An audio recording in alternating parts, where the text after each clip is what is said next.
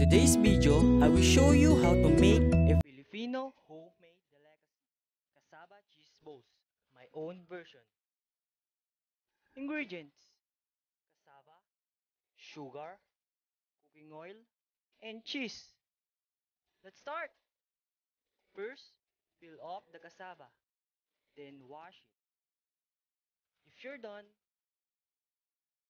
it's time to grate. Grate it patiently.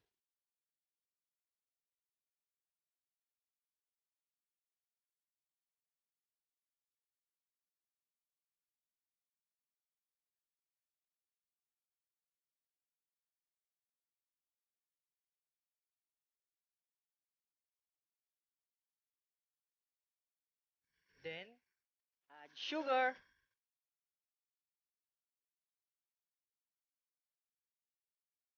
Mix it well. Make sure that you wash your hands.